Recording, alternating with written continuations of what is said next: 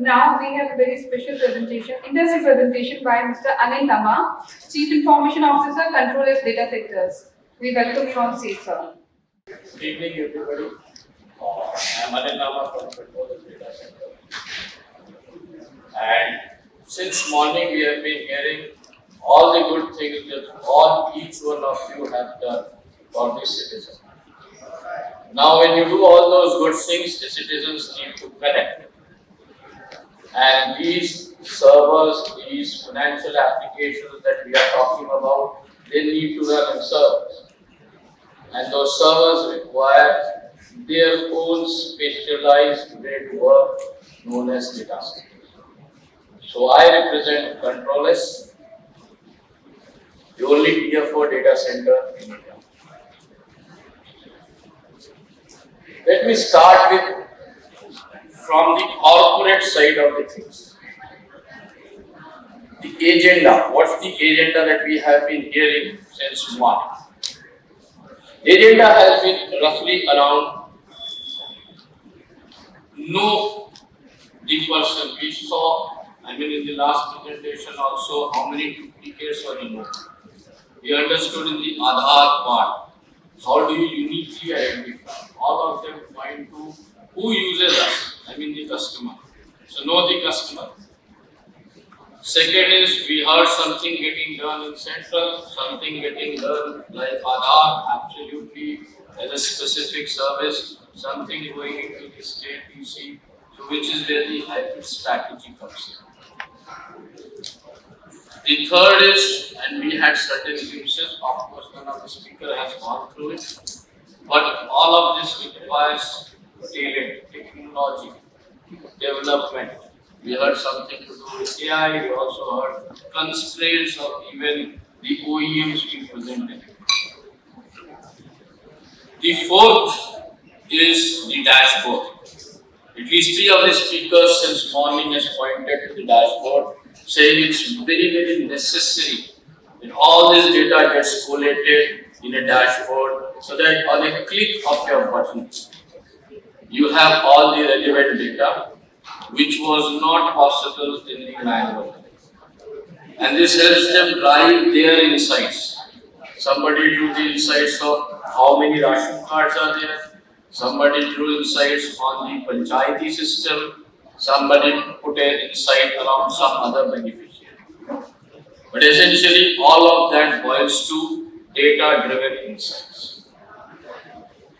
Next is, my friends have also covered from the industry the importance of security. And because all of this data is there are people who would like to get their hands on that data, and hence the cyber security is important. And last but not least, there is sustainability. Something that we are doing has to be sustainable over a period of time.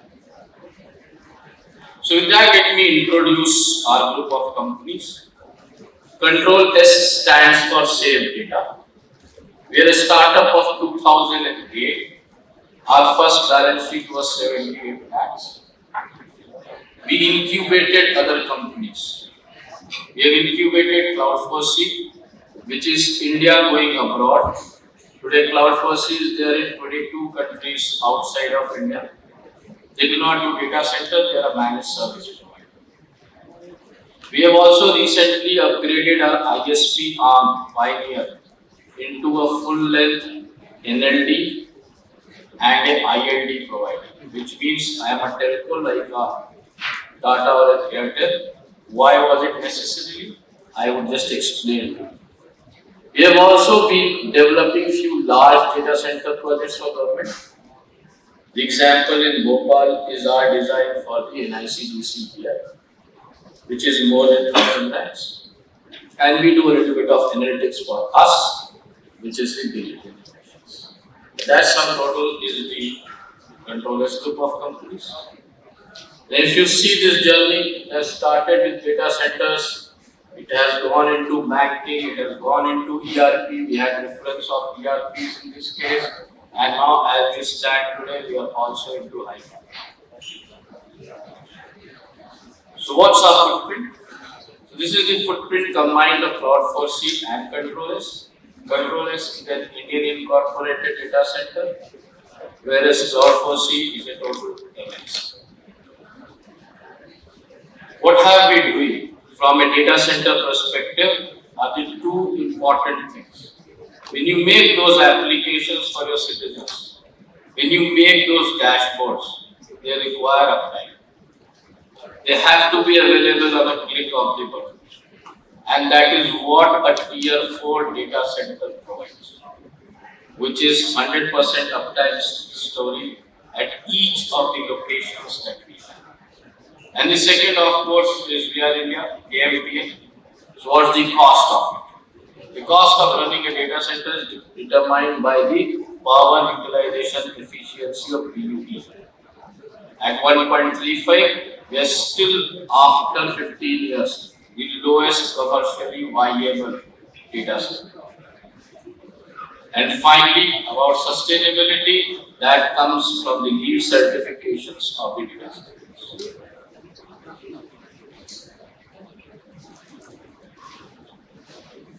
Going into the sustainability, it is not only that we are trying to do within the data center. For example, our experiment in Mumbai, there was an STP plant which was pumping the data, cleaning it and pumping it into the creek. We have taken a connection from there, we are treating the water and we are using it for data center cleaning. We are saving 1 million liters of potable water only in our Mumbai district. We have also done a lot of solar. So government of Maharashtra has given us a land near Wardha. We are putting up a 400 megawatt unit from which we will drive at least 50% of our power as green power.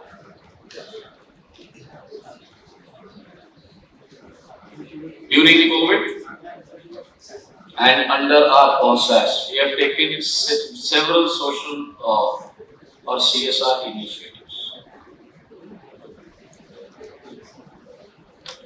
Our combined capacity today is 300 megawatts. We use 120 megawatts. For those of you who are connected to the electricity, we have put GIS substations, which means we directly terminate grid inside the data center. We take 220 kV lines, we take 110 kV lines, and that is the kind of power which is required by a 5 to 10 acre campus. We're talking something within 10 acres as 300 megawatts consumed. And with GPU and AI, this is going to grow higher. This is not going to come down. With GPU, it is projected that we may have to increase the power by at least 8x. So we will be talking 1,000 megawatt in a 10 acre DC campus, maybe 2 to 3 years down the line. What are we currently doing? So we are expanding the Mumbai DC.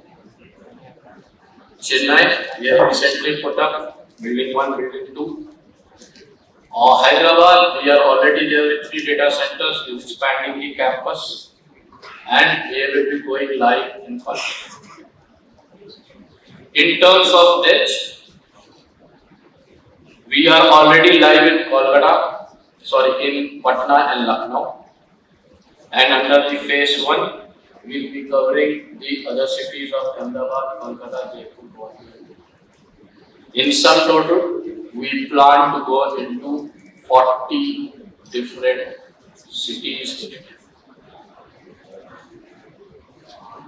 As CtrlS, we are also expanding or going the Cloud4C way. We have recently started a project in Vietnam and Thailand. We are already, underway in Bangladesh, and we are closely looking at Malaysia and Middle East. And there is a reason for this, I'll just explain. Now this is the reason. If you see India and look at the Indian map and look at my red dots, the red dots are the place where submarine cables land. And one red dot is in Mumbai, the second red dot is in Chennai. If you see our traditional all telco links and including the fiber which was put in by Tata, Airtel, everybody as on date, was along the Delhi, Mumbai, Hyderabad or Bangalore to Chennai. Now there is an opportunity. As we are moving to Thailand, as we are moving to Bangladesh, we have another fiber coming in. And in fact, the West Bengal government has been very kind to say that they will allow submarine cable landing in Kolkata. And with our Indo-Bangladesh treaty, it can even be stretched to Guwahati. So if we see the two green dots, suddenly India's submarine cable capability is becoming 2x. And therefore there will be a new trunk line which will be established between Guwahati to Delhi and Kolkata to Delhi. But what our country is really missing is a mesh that I have tried to depict by the yellow lines. As far as I am concerned, the states of especially Madhya Pradesh being connected on top to Uttar Pradesh, then Rajasthan, then below you have Maharashtra and left Chhattisgarh.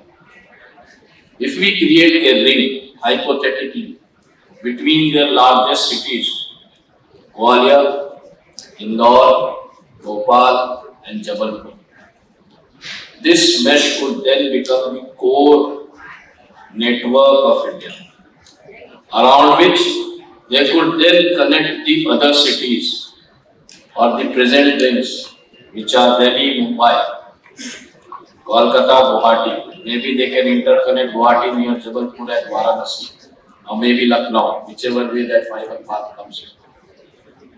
And what you will get, sir, is that after investing in servers, after 140 million of mobile users, you require that bandwidth. And this is the basis. Some things have already started. For example, Madhya Pradesh is seismic very stable. It's Chotanagpur Plateau. The flood history is minimum because it is at a height. There are no cyclonic threats because both sides it is protected.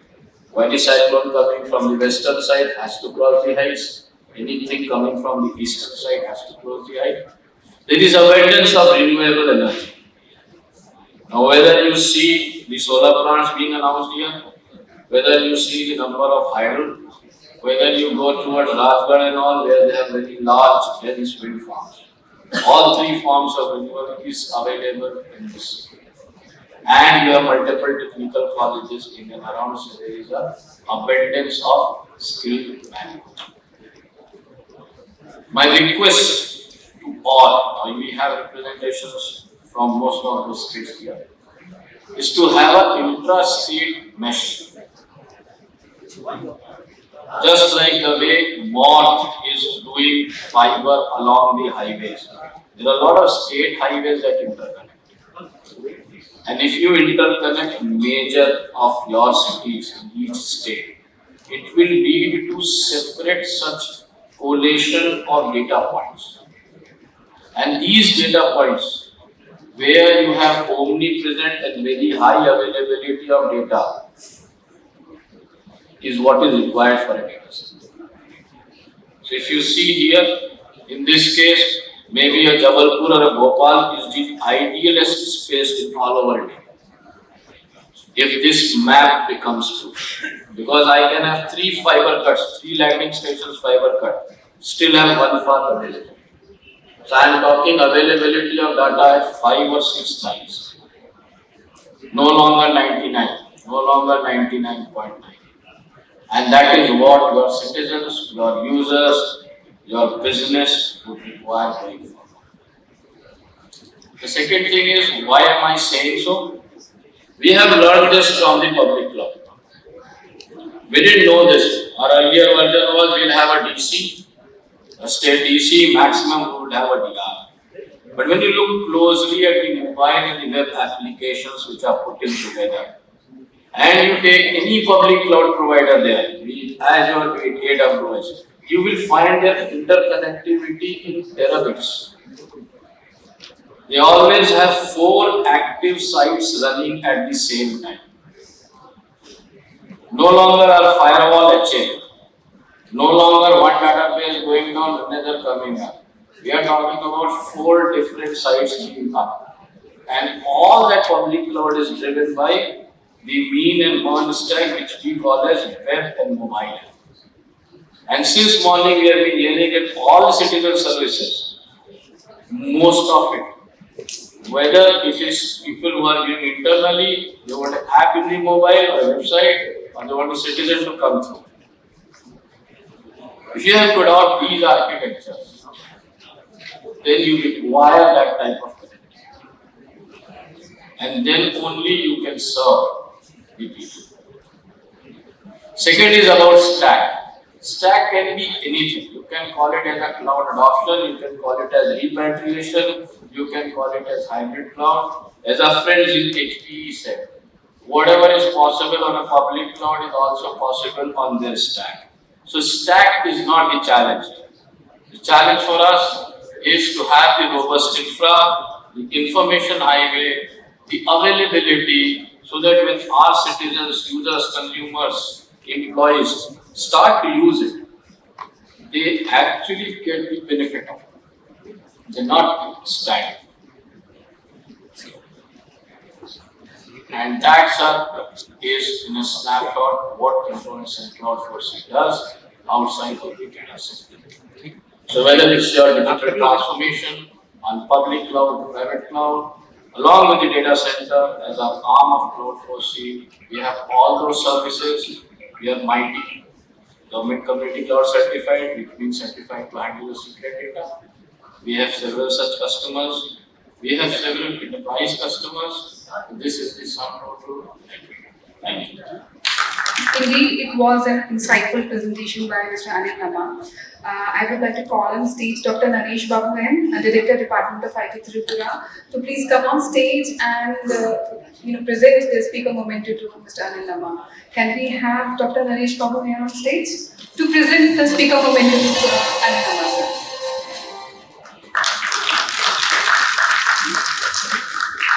Thank you so much, sir, for joining us.